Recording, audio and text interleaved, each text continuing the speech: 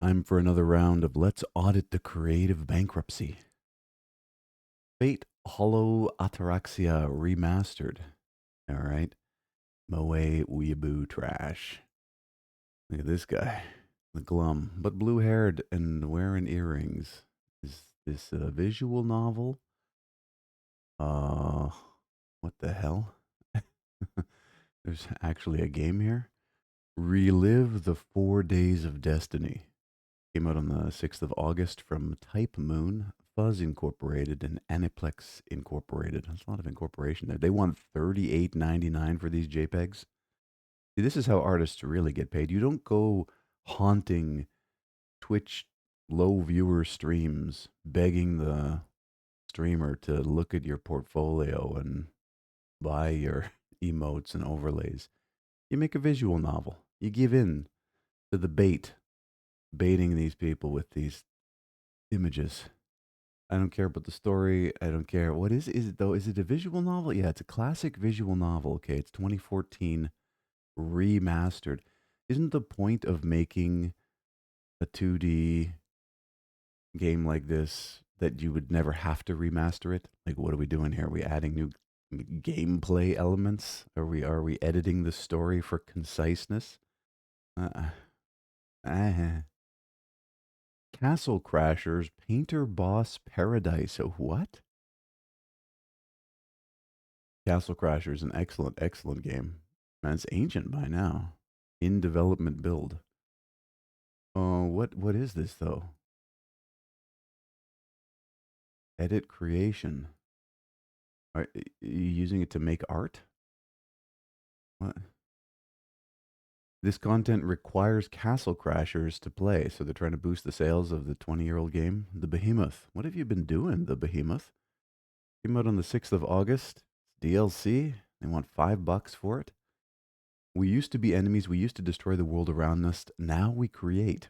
And bring your custom characters to life in Castle Crashers with the Painter Boss Paradise DLC.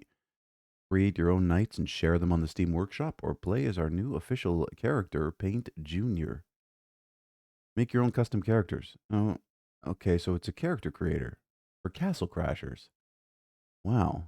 I wonder if a whole new generation of gamers is going to take up Castle Crashers now. New map art for fancier adventuring, endless nightly possibilities. Choose from community characters or preloaded ones. Huh. Worried about missing the nostalgic feel of the original game's art? Have no fear. You can toggle the DLC functionality on or off at any time. With the template, you can design custom characters. Yeah, I get it. Huh. Cool. I wonder if you could feed this into a generative AI and just make whatever you want. They should have included that option for people who can't draw. Cool. I haven't played Castle Crashers in years, and I'm not going to start now. Static Dread, The Lighthouse. Ooh, okay. So there's a little lo-fi with some actual art sensibility in it. But what is it though? Hunter, Dreamcatcher. Is it a survival game? Pet the dog, scratch its ear, good boy, or leave. You can pet the dog. Okay, well, they got on that X account, I guess, to boost their game. And I wonder if anyone's ever bought a game after seeing that you were able to pet the dog. Like, oh, yeah, that's for me. It's my whole thing. I don't understand what this game is, though. Lovecraft meets Papers, Please. Play as a lighthouse keeper and guide ships safely into the harbor using your radio. Survive the presence of something impossible and don't let the shadows consume you. Came out on the 6th of August from SolarSuit Games and Polden Publishing. They want $17 for this. There is no demo, unfortunately. Oh. Mesmerizing tales of the sea, strange characters, atmosphere of unknowable horror, and multiple endings. There was a global cataclysm, and now the evil is taking over. You're a lighthouse keeper, and your wife and daughter await somewhere. Each night, your duties grow more perilous. Mariners report encounters with creatures beyond the reach of science. Ships drift back from distant waters empty. Will the keeper preserve his sanity, protect those he loves, and guide the vessels entrusted to him to the abyss, or will he too be lost to the tides? Why did it have to be a dude? I feel like this is another example where you could have actually had a choice of genders, and they just didn't. See, I'll rail on both sides. I will. It's like if you had the option to do it, it's just I just can't believe we went through years of people bitching and moaning and complaining that there weren't enough female characters or female options in video games, and then we started doing it and swung back the other way. And like people are realizing, especially indies, that yeah, it's like twice the work, at least on the character side of things. And most people are freaking lazy. I don't know, bro. I'll just wait. If this is popular enough and it reappears, I'll get interested. Artist's impact. Uh huh. What are you? You're a lady in high heels? It's not me. Okay. Some white haired lady in high heels on an adventure. Looks a lot like trauma dumping, too. Yeah. Kind of weird. Okay. Akane. You're the sword. Is that what you are? What? Fun? A fun. Okay. Anytime you start your game off with this, this is full insecurity. Full blown insecurity. You got to tell people that your game is fun. Show me it's fun. A fun turn based RP show, don't tell, right? That's the main. A fun okay, let's try this again. A fun turn based role playing game set in a future world of humans and AI. Play as a Kane to explore vibrant locations, battle with simple yet fluid combat, and enjoy side quests full of charming surprises. With a playful, humorous style and clever details, this adventure is light, easy, and full of smiles. Doesn't look anything like that at all. This lady is smashing her head into the bed here. What are we talking about? It's just irony. It's a meme, bro. Settle down. It's not that serious. Came out on the 7th of August from Mas, published by Fuxon. They want 24.79 for this streamlined RPG experience. Each map in this post-apocalyptic world is hand drawn from scratch. And that's usually how hand drawing goes. Streamlined mechanics and unique art offer a smooth and relaxing experience. Unique? I mean, okay. They just throw these words around like, yeah, this is the first time anyone's ever done this. Artist's impact, artist impacts, streamlined. It's all about being streamlined. What someone looked at the word streamlined and just used it to death here. Okay, there's progression. You journey through hidden stories, retro-inspired pixel art, but it's unique. Meets hand-drawn comic style. Perfectly blends gorgeous pixel art. Gorgeous? I mean, okay. Retro comic aesthetics delivering a unique charm. Again, did you get a generative AI to write your copy? Come on now, be honest. Upgrade your home. And this chick is boxing. She's got a sauna. She's doing push-ups. All right, I'm good. I'm good. This might be for you. Go ahead. It's there. Gradius Origins. Oh man, I haven't thought about Gradius in 100 years. I was playing this around the same time I was playing Legend of Zelda on my friend's hardwood floor. Classic. Used to be very, very good at these side scrolling shooters. Very good. The classic bullet hells. Huh. Salamander 3 is the newest addition to the Gradius series, a legendary pioneer in the side scrolling shooter genre, and comes with the original arcade versions of the previous games. Came out on the 6th of August from everyone's favorite pachinko machine maker and killer of Metal Gear, Konami, and M2 Corporation Limited, published by Konami. They want 53.49 for these 35-year-old video games. Come on now, you greedy bastards. It features 18 versions across all 7 arcade titles in the series, including the first ever appearance of Gradius 3 AM Show version on home consoles. A variety of helpful new features have been added, including rewind, save states, and invincible mode, which completely strip all meaning from the original design of these games. Basically, save scumming and rewinding. Come on now, bro. Let's teach a younger generation of gamers how to be softer than they already are. Bad enough they've got the pink-haired moe girls and they're still living in their mom's basement and don't even know what work is. Let's make the video games 10 times easier for these pussies. Oh my god. All right. Fuck you, Konami. Galaxy Idol Clicker. Okay, here's another game that you don't really have to play. Great. Gives you a seizure whenever you're doing, the better you're doing, the stronger the seizure that you get, right?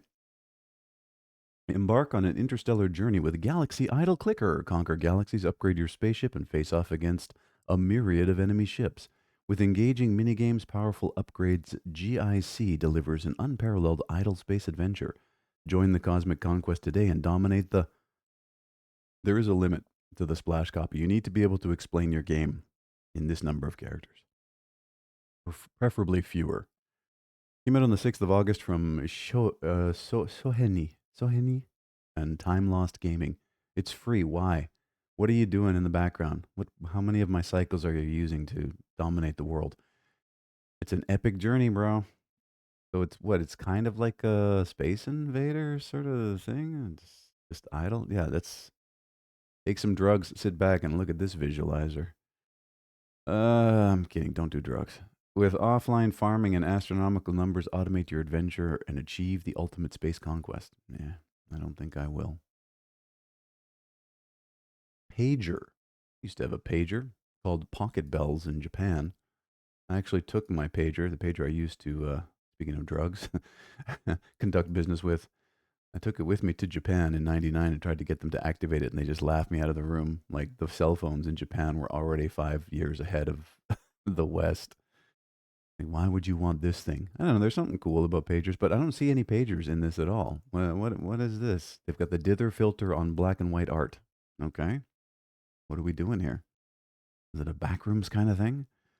1 bit. It's 1 bit. Do you even know how bits work? I have a feeling that most game developers don't understand what a bit is. The thing, the first thing you learn when you go to actual school and learn about computer science. Computer science graduate, by the way. 1 bit Kafka-esque. Have you read any Kafka? Too? I mean, that's another thing. Kafka-esque psychological horror in a 90s office building. Obey the pager to survive and climb the corporate ladder. You didn't show the pager once at all in the thing. Came out on the 6th of August from Bilge. Yeah, that's an accurate name. They want $13 for it. 1 bit. That's how much it's worth, bro. 1 bit. Your first day at work, obey the pager. Okay, 60 weird and beautiful floors prepares you for your next job. How would you know? Caffeine addicted butterflies, palette and glow settings, inspired by Severance, Franz Kafka, David Lynch, rest in peace. The Prisoner of 1967 and the Stanley Parable. Hope you find it interesting. I don't really. The whole description kind of turned me off. Should have had a demo. Oh well. Operation Night Strikers. Where are we going here? Is this Operation Wolf ripoff? Wow, it's actually just Operation Wolf renamed. This was classic. Back. Oh, and you've got some F Zero as well. Oh, interesting. So they're blending a couple of these things. But Operation Wolf was amazing. It was a light gun shooter that had a little Uzi on it. I think there was a two-player version as well. You just shoot stuff and you get good if you had your pattern recognition because it was always the same enemies in the same places. You could go infinite on a single quarter in that game. There was one at the pizza parlor near my mom's place. Taito's 80s arcade hits are hit back. 4 milestones of the 80s arcade movement in one action-packed compilation from Taito. Oh, okay, so it is actually Operation Wolf and whatever else. Came out on the 6th of August, but what are we doing here? Why are we going back in time like this? I don't understand. From M2 Company Limited and Taito Corp, because the businesses want to capitalize on these old IPs they have sitting around, so they'll just re-release them and make a few bucks. That's all it is. 32.50 for this. Then you can get Gradius Origins bundled. Nice. Yeah, Operation Wolf, Operation Thunderbolt, Night Striker, and Space Gun. I don't remember these last two, but the first two. Using only a machine gun and yeah, what I explained. Night Striker, become a member of the United Nations Special Action Force, aka Night Striker, and destroy the enemy terrorist organization in your high-speed combat hovercraft Intergray. Okay, and Space Gun. 2039 AD, the age of space exploration. On their way to navigate or investigate an unexplained incident on a space station, a team of space marines receives a distress call from a cargo ship. But what could prepare them for the horrors on board? Use your multiple purpose rifle to slay the monsters and rescue the hostages. 4 faithful ports complete with various gadgets, replay functions, and other useful features. But Operation Wolf and Thunderbolt will not be the same unless you're standing there with that Uzi that's locked to the cabinet. Was the whole thing. Was the whole design. Apply filters to simulate actual arcade monitors. It's funny because I think back to those classic days of playing games in the arcades, and I do not remember a single scan line ever. Like in my memory, all the games were crystal clear. And yet, for some reason, it's a sign of retroness to throw those lines across the screen. I don't know. Gadgets display various useful information, includes multiple arcade versions of each title, save load anywhere. Yeah, because again, defeat the entire purpose of an arcade game. You know, the vast majority, if not all, successful arcade games were designed to kill you over and over again as quickly as possible. That was the whole point, to suck another quarter out of your pocket. It was pretty much a good example of greed and capitalism, perfectly intertwined with digital entertainment, the classic arcade machines. You weren't like the casual normie was never supposed to get good at them. They were novelty enough that you'd have a couple beers, wander over to the cabinet, and dump $5 into the thing. That was it. Um, and now to have save and rewind and save state is purposeless. And those games trained those of us who grew up with them to be hard ass motherfuckers. You're spending your allowance to try to play a game of Street Fighter or Operation Wolf or whatever. Bro, you made your money count by getting good. Anyways, upload your own play data compatible with a Cyber Stick intelligent controller. What the heck is that? Sounds like a sex toy. So what is the space gun? Is that this one? They like took Operation Wolf and just made a space game? Like I never heard of this at all. Huh. Anyways, interesting. I probably spent way more than $35 on that way back in the day. At least Operation Wolf and Thunderbolt. All right, what is this Moe Weeaboo trash that's looking at me? Oh, it's your bro. When they first came out with the girls that would strip on your desktop in the corner, anyone who had that was a pervert, a menace to society, probably someone who should be on a watch list. And now we've got this, and it's somehow acceptable. Now, anybody who installs this shit on their computer should be on a watch list. Absolutely, there is something wrong with you. Something fucking wrong with you. Customize your PC with officially licensed super cute characters. It's bait. This is just bait. If you are falling for this, you are a low IQ, low standard human being. Raise your standards. Read a book. Go outside. Like, let's interrogate this intelligently. That's all this shit is. It's a Western or an Eastern psyop fucking to bait you into buying this shit to appeal to the lizard brain, which is all that's left of your fucking cerebral cortex. It's free somehow, but you can buy the different packs for 20, 21 bucks a piece. I'm good. I'm not falling for this shit. Sorry. Lost Flight Survival. All right, somebody bought the survival pack on the Unreal Engine store, the Unity store, and put it together. Why play Scum or Rust or Minecraft when you can play this? Be the bald headed guy. It's what happened to Agent 47 after he retired. Got the tattoo removed, decided to go hit some trees, bang some rocks, build some bases. Even 7 Days to Die. Like, why would you choose to play this? Find yourself stranded on a mysterious, uncharted island after a devastating plane crash. With no signs of rescue, your only goal is to survive. Came out on the 6th of August from Wilderness Forge Games, self-published. They want $14 for it. And then we get it. It's like a survival. It's a survival game. It's a survival game hack. Somebody slopped up onto Steam. Ballstructor. Ballstructor. What is this? Some outsider art? Turn the fog filter up to 10. Do the bare minimum we can do with 3D. While it takes you a while to go back to sleep, but inevitably you return to dream of the fall structure. Came out on the 6th of August. Yeah, you heard that right. Oh, is it a student game? Finn Levy, Roll and Barrel Stuffed Wombat, published by Stuffed Wombat. It's free for some reason. Why is it free? Why?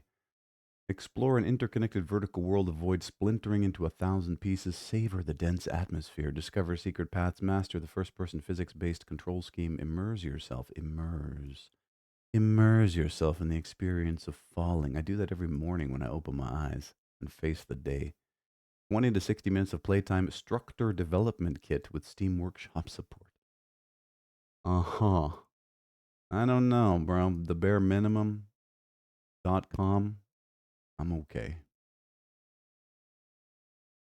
Hatsune Miku Logic Paint S Plus. Okay, great. For people who wanna do Picross, is it Picross or is it, whatever that other thing is? Some logic puzzle shit, but you've got the Moe Crash characters.